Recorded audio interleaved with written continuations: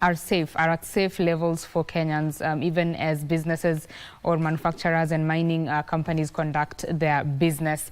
That is on matters KEB's role on ensuring that we have a healthy environment. Now, we want to get into the discussion of the day, which is on matters sustainable water management, improving access to clean water, and what projects are ongoing to ensure that that is being implemented. Remember that there is the Northern Collector bulk water supply system.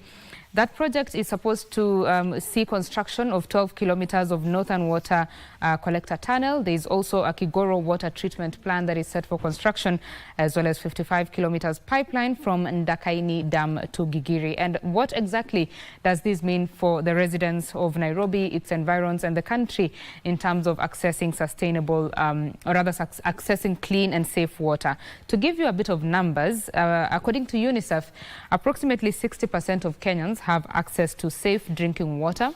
29% have access to basic sanitation. 9.9 million Kenyans drink directly from contaminated surface water sources.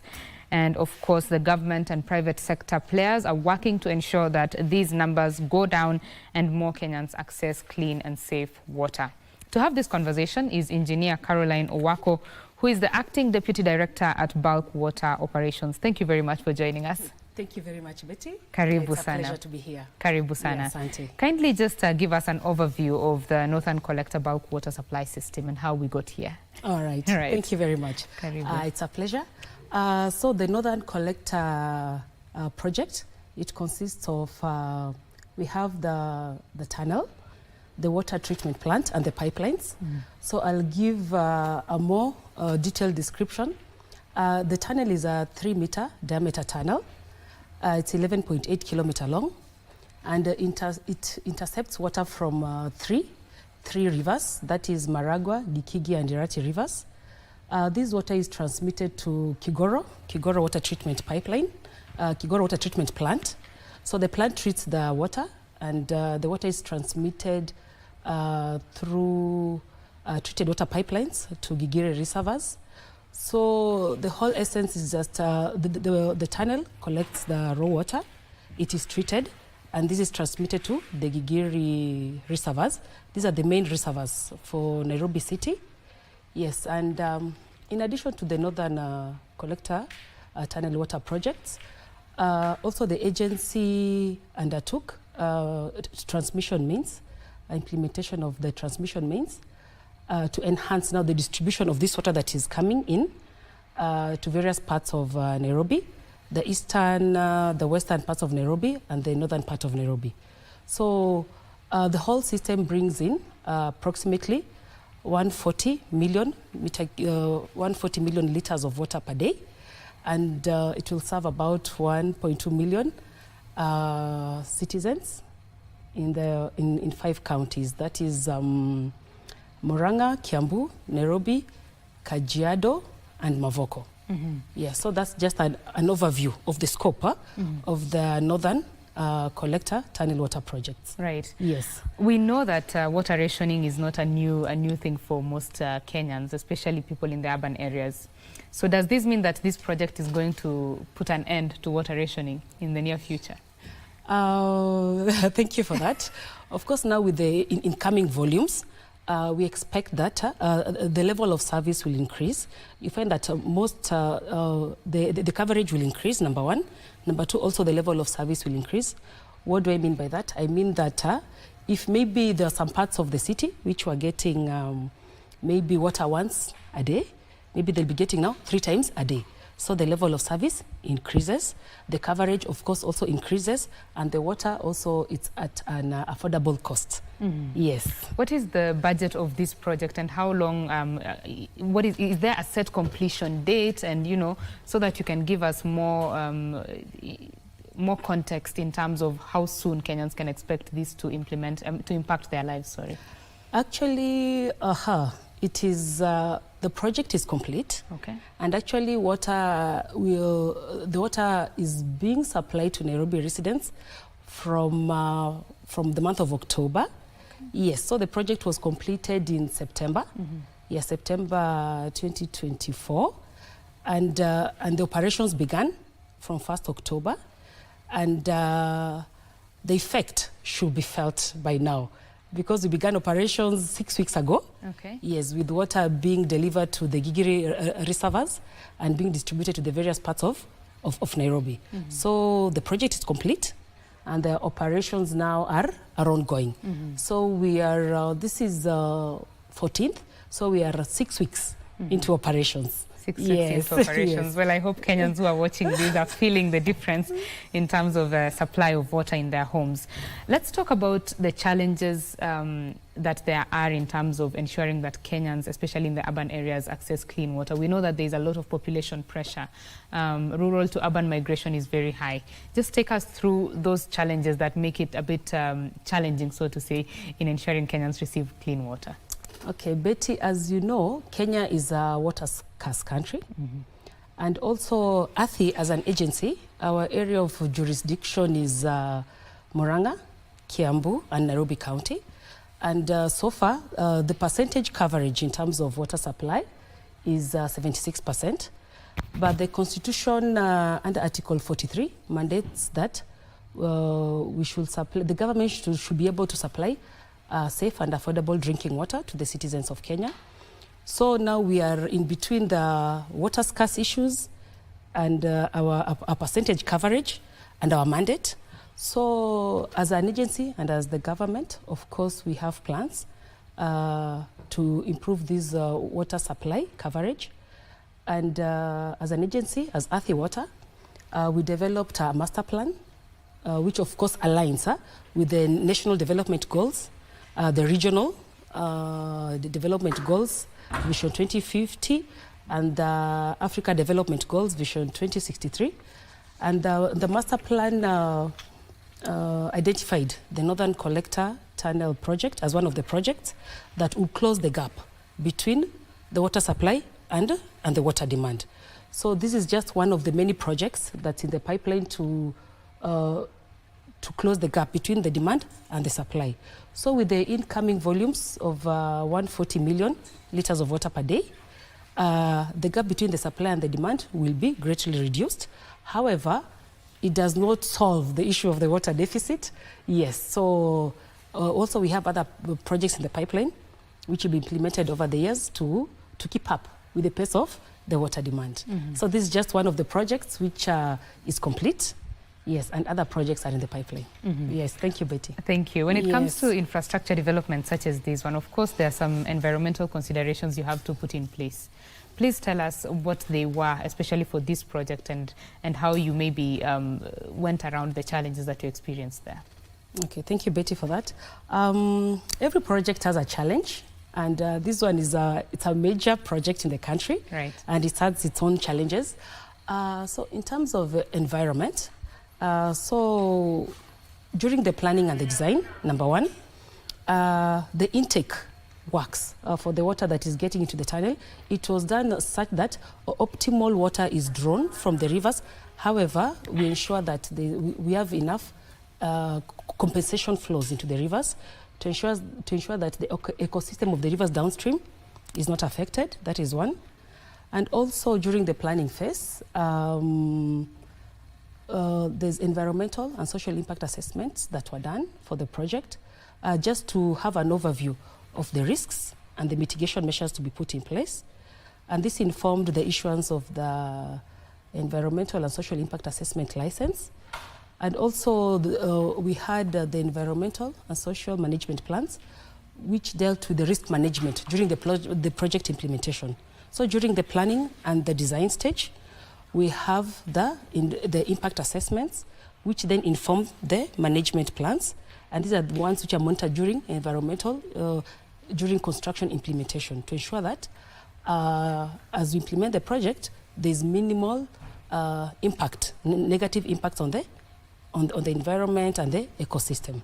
Yeah, so those were the measures which were taken from the planning, design, and implementation phase. Right. Yes. Of course, such projects are drawing water from natural resources. Yes. Let's talk about the management of natural resources, especially considering the impact of climate change is leading to increased water scarcity. Please tell us how we are supposed, or rather how the agency and the government is balancing that act of drawing water from natural resources, managing these natural resources, and dealing with the other challenges like climate change.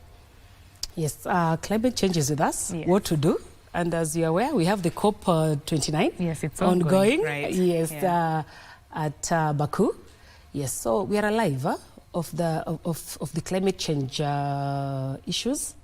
And what the government is doing is that we are now planning and designing our water infrastructure to be resilient.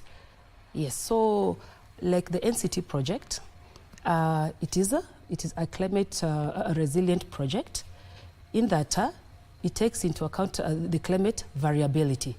You know, with the climate change, we've had extreme climate events. Either we have droughts, prolonged droughts, or we have floods. That is in Kenya.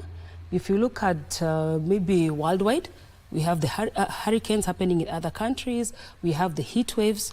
So you find that the NCT project was designed with this in mind, to take into account the climate variability. And that is why having a dam component, having the water treatment and the pipelines, the dam stores water. When you have the flooding, the water is stored such that during the drought, it can be abstracted, so that now the consumers downstream have the right quantities of water throughout the various seasons. So these are the kind of concepts that the government and the agency are taking into account in terms of planning, design, and implementation. So we are alive of the climate change, and these are some of the measures we're taking to develop infrastructure that are climate resilient. Yes. The bulk water this bulk water system had to have some licensing, and it's pretty new in this country. Yes. So please tell us what this licensing entails and why it is important in the first place. Okay. So first, bulk water provision, it's enshrined in the Water Act 2016. Yes, and the essence is that the three, I will highlight three. Okay. To improve operations in water efficiency, to improve efficiency. Number two is to protect the consumer. Number three is also to ring-fence resources, because developing this infrastructure is not cheap. Like the Northern Collector Tunnel projects, all the way from the tunnel works to the water treatment plant, to the main transmission pipelines, to the secondary transmission pipelines, the whole project costs about 24 billion Kenya shilling. And this is money that has been borrowed by the government, and this money has to be repaid.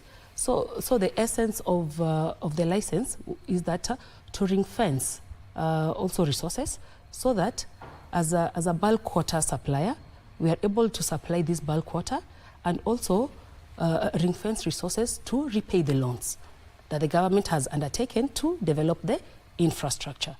Yes, so that's the whole essence of the bulk water licensing to the waterworks development agencies. Yes. Right. And how is this going to impact, we know that manufacturing sector is a very big consumer of water. Is this going to impact that sector as well?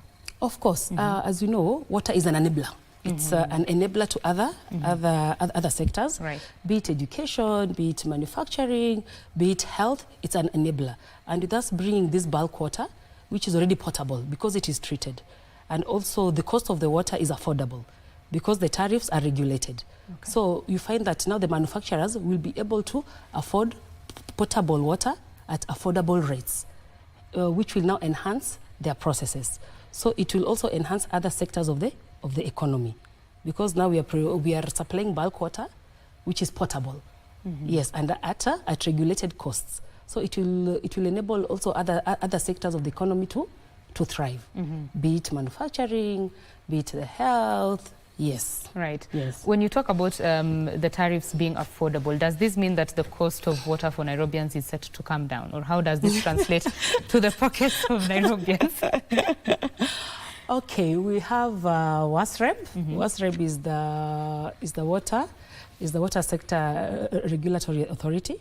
So they are mandated to regulate the cost of water, such that we undertake loans to develop the infrastructure.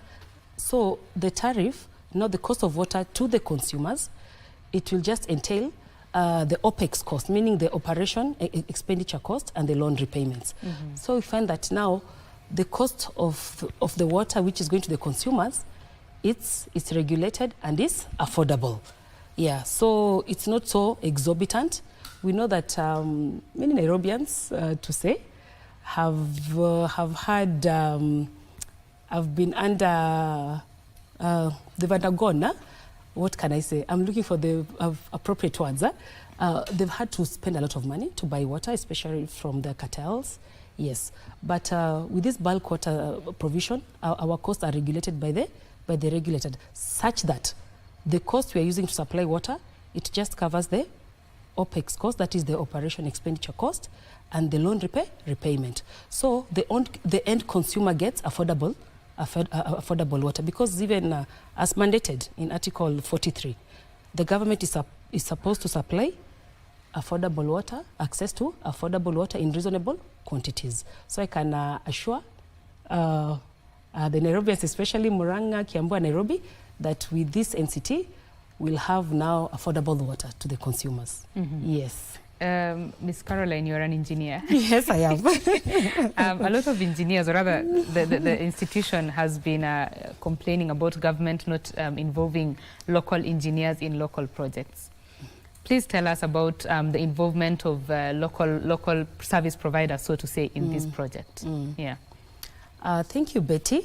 So I think as per the PPADA, that is the Public Procurement Act and Disposal Act, of course, even as we undertake these projects, like the Northern Collector, it's been ongoing for 10 years, 2014 to 2024. Number one, of course, as part of the project implementation, the contractors are required, number one, to ensure that a percentage of the works or the supplies are gotten from locals. So as an agency, we ensure that that is done, number one. Number two, also employment from the local communities. During the implementation of the project, it was prioritized that most of the semi-skilled and skilled laborers are gotten from the local community. So the community also enjoyed this aspect of employment for about the last 10 years. Of course, the local suppliers of cement, steel, aggregates also got support. So we are alive to this, and the project has involved a lot of locals. Also, I'm an engineer. So also in the project implementation, of course, we have engineers of the different cadres from a national level, from the county level, even from the grassroots. So the engineers were involved all the way from the planning, the design, the implementation. Yeah, so engineers were involved, but also the different the cadres of skills. Yes, from the engineers who are technical to the semi-skilled to the skilled. Yeah, so the project took into account all this. Yeah. Yes, and yes, and I think we've done well. We have done well. We have done well, yes. Thank you for that answer. One of the challenges that projects across this country have been facing, and even delaying completion dates, has been issues to do with land. When you were undertaking this project, did you face the land acquisition and resettlement issues, and how did you go around that challenge? Thank you, Betty. Actually, land acquisition and resettlement, it's a monster. I'll have to be honest. Actually, doing these projects, technically, it's not difficult. Actually, now the difficult part comes into the social aspect of it. Meaning, we have to acquire land, like we have a whole tunnel to implement. We have a water treatment plant to implement. We have 55 kilometers of water pipeline to construct. Of course, it has to be on land. So the major challenge in implementing this project has been land acquisition and resettlement. Also, we are aware that we are operating under laws and policies. We have the national government laws and policies. We also have the financials, because this project was financed by World Bank for the tunnel and the government of Kenya. For the water treatment plant, it was financed by from AFD, which is the French Development Bank. The pipeline was also financed by French Development Bank and World Bank. So World Bank, we have the French Development Bank, then we have the government of Kenya. All these have their own policies, their own laws, which we have to parade into. And they have their own procedures. So, and the procedure is that now the resettlement has to be voluntary. It's not compulsory and forced. You understand? So you find that this lengthy process of land acquisition was a major challenge during the project implementation, because there are the laid down steps and procedures to be followed in terms of land acquisition, in terms of resettlement, to enable now way live be availed for the project implementation. So it was one of the main challenge. However, we overcame, because as per the government of Kenya, land acquisition is to be undertaken by National Lands Commission. So Athi Water as an agency was working closely with the National Lands Commission, of course the National Treasury, and ensuring that we abide by the policies, by the laws of land acquisition and voluntary resettlement to enable completion of works. So that also led to delays in terms of project implementation. Yes, it was one of the main challenges. Another challenge I can say is court orders. You know, Kenya is Kenya, Nairobi. Yeah, people are informed. Yes. They know their rights. Yes. So you find that maybe there are some project affected persons who go to court saying, no, I don't agree with the valuation of my land. I don't agree with the valuation of my asset.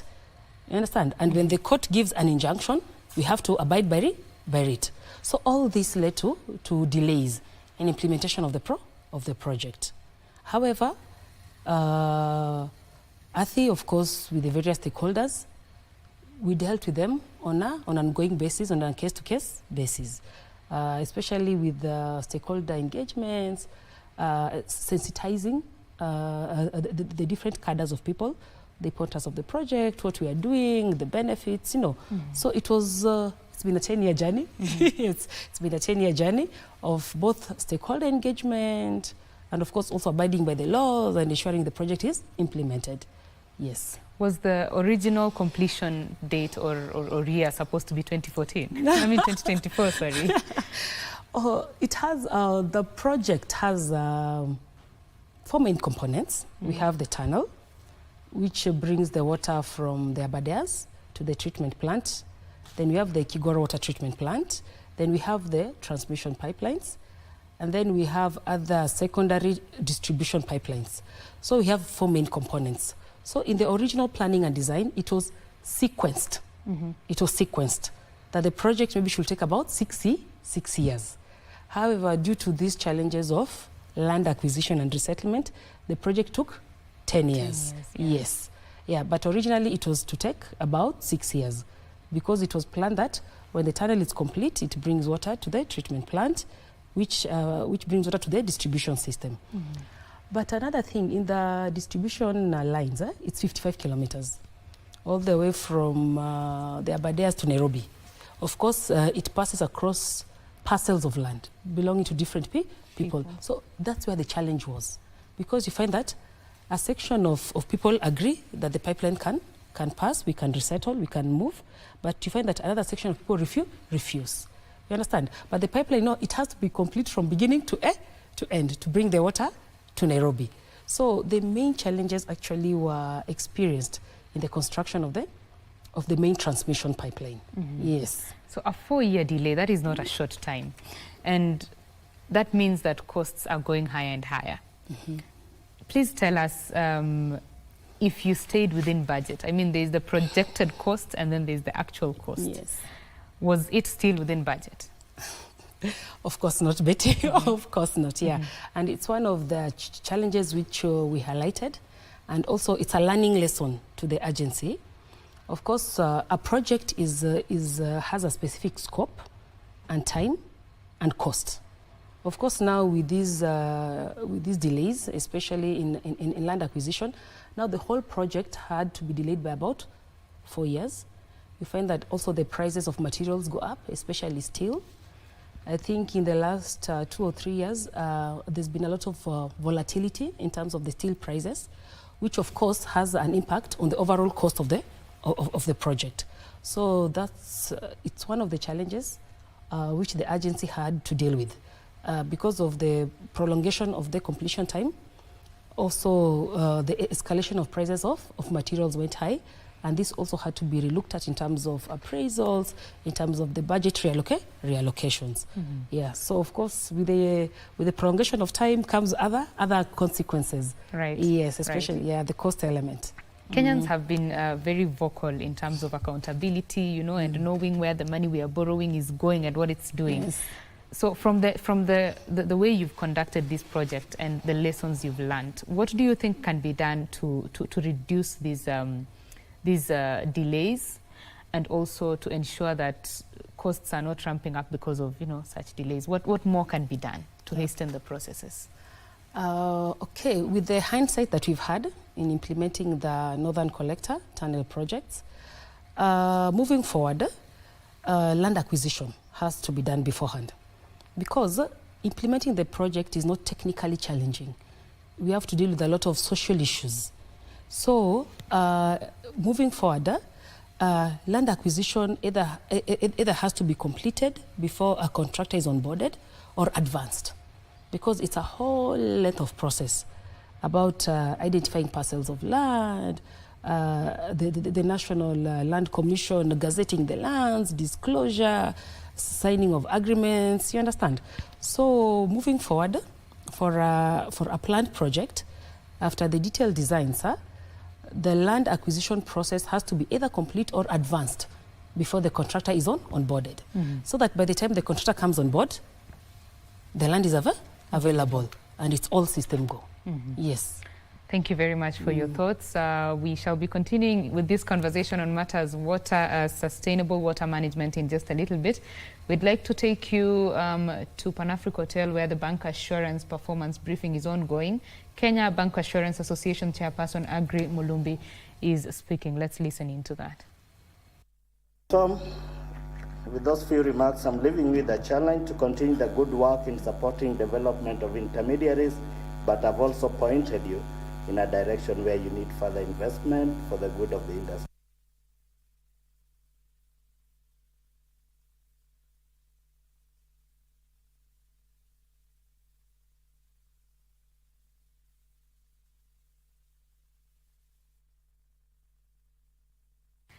We will be getting back to that particular event. Our very own Frederick Moki is there, and that is the bank assurance report briefing that is being launched there at the Pan-Africa Hotel. Frederick Moki shall be telling us more on that bit a little bit later. We are continuing with our conversation here on matters sustainable water management, and I'm with Engineer Caroline Owako, who is the Acting Deputy Director at Bulk Water Operations. And before we took that link, you were telling us about how important that land is acquired before the project begins, yeah? Yes. So this, it's critical and it's paramount that land is acquired before the projects commence. And this will avert these extensive delays in project implementation. Because what we've undergone in the implementation of the Northern Collector Tunnel project is that you have a contractor on board. He's fully mobilized in terms of machines, materials, but we have issues with the land. Either there are court injunctions or the project affected persons have refused for the works to continue. So with this hindsight and moving forward, even as a government, as an agency, for projects which are earmarked, it would be good that land acquisition is either advanced or complete before the contractors are onboarded. Yeah, it will really save in terms of costs. Yes, but if we plan a project to be implemented in 2 years, it's actually implemented in 2 years. Yeah. All right, let's hope we get to that point where we are implementing projects according to the timeline plan, because it's not really the only project, it's really across the country. Exactly. Infrastructure projects are delaying because of such challenges. Let's talk about engagements and partnerships. How has the agency engaged with local communities and stakeholders throughout the NCT project? Thank you, Betty. Actually, stakeholder engagement, in my experience in the sector, actually it's the soft issues that can make or break a project. And stakeholder engagement is one of those. So from the planning to the design to the implementation, stakeholder engagement is key. And when I talk about stakeholder engagement, is anybody who's associated with the project directly or indirectly. Right. Yes. So from the planning stage, the agency prepares a stakeholder engagement plan mapping out who are our stakeholders at different levels, be it national, be it county, be it local, because all these stakeholders are key. Yeah, be it the political class, all these stakeholders are key. So during the planning phase, of course, we prepared a stakeholder engagement plan. Of course, it's a live document because we live in an environmental in an environment that keeps on changing. Yeah. So the stakeholder engagement plan, it's live. It's a live document. So number one, it involves the stakeholder mapping. Then we prepare how best do we engage the various stakeholders, how and the frequency. So this was developed from the inception of the project, and we have a robust team that is dedicated to stakeholder engagement, both at a national level, at a county level, and at a local level. So, but where we focus most is at the local level, whom are engaged on a continuous basis through barazas, through the chiefs, to tell them what the project is all about, the benefits of the projects, the impact, both positive and negative. But from the planning stage, of course, the engagement is done at a national level. We have the National Treasury who are in charge of borrowing the funds.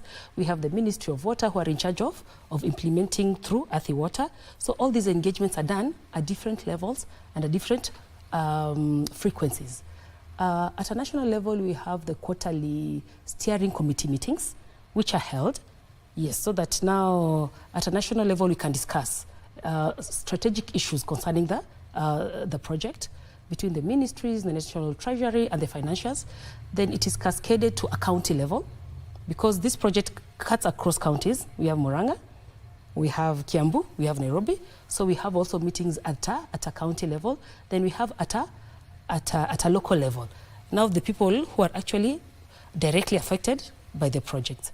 And of course, the mode of engagement is different. Yes, the mode of engagement is different for the different stakeholders. So this has been ongoing through the planning, inception, planning, implementation, and even now that is done, we're still continuing with engagements. Mm-hmm. Here we are with you also. Here we are with you also, yeah, discussing about the same. So it's also post-project implementation, and even upon operations, we continue engaging with the stakeholders. Are you feeling the impact? You know, we're saying, oh, we did all this project with all this cost, but you as the mwananchi, are you feeling the impact? Mm-hmm. So that engagement is ongoing. Mm-hmm. So that's the framework of the stakeholder engagement for the Northern Collector Tunnel Water Project. Mm-hmm. Yes. Let's talk a little bit more about the engagement with the local community, especially the people who are directly affected by this project. Yes. When you have a ushago somewhere, yeah, you've probably lived there your whole life, your people and your ancestors, and then all of a sudden the government is telling you, hey, you need to move, we need to lay something here.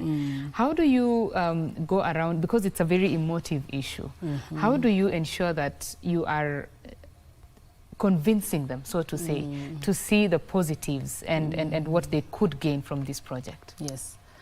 Thank you. Actually, that has been the most difficult during the project implementation. Of course, and that's why we've had the stakeholder engagement and the sensitization. You know, at times, you have to look at the bigger picture, at the broader good. Yes, so of course we always start from the top, the goodwill of the national and the county, but also when it comes to the mwananchi, we sensitize them on what this project is all about, what are the benefits for you and for Kenyans at large. Of course, it's not easy because you find that somebody has lived somewhere for years. It's their ancestral land, you know. Yet, according to your studies, the best alignment of the pipeline is there. But I think we're all human. We have a good side. We want the common good. So we appeal to the project-affected persons that this is what we are doing. It's for the common good. Of course, there'll be an inconvenience in relocating you. But, you know, we endeavor to do a fair compensation such that you'll just be relocated to another place to allow the project to proceed for your good and the bigger good.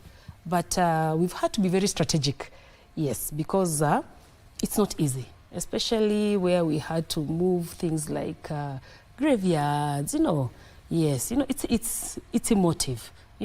But also we appeal to their conscience that this is a project which will benefit not only you, but also your posterity in future, and the Kenyans at large.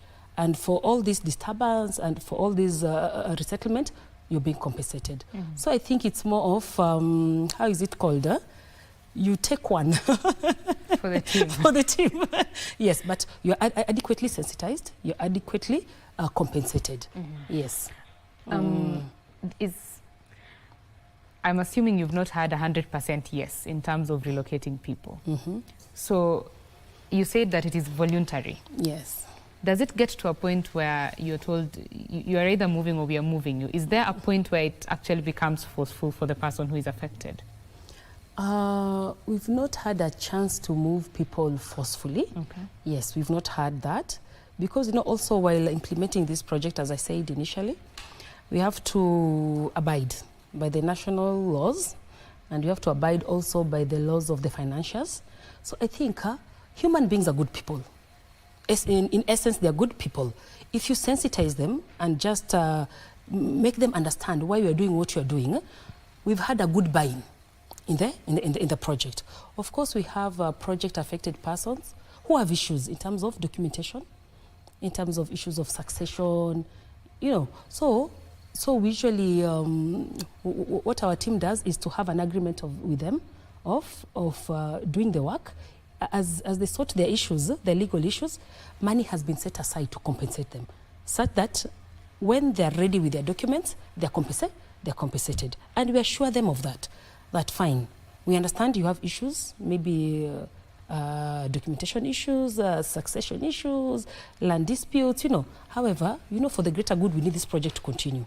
So our safeguards team, we do an agreement with them. It's called an early entry agreement, so that we can continue the project as you sort. And we also assist them with the legal aid to be able to align the documentation.